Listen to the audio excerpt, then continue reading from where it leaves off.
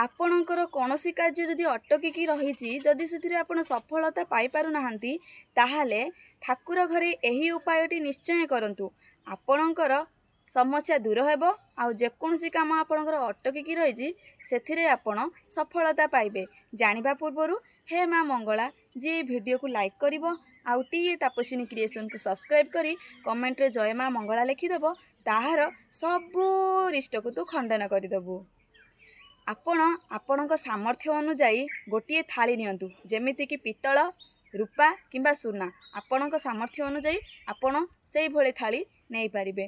ଆପଣ ଘରୁ ଯେତେବେଳେ ବାହାରକୁ ବାହାରୁଛନ୍ତି ସେତେବେଳେ ଆପଣ ଠାକୁର ଘରେ ଉତ୍ତର ଦିଗରେ ଏହି ଥାଳି ରଖନ୍ତୁ।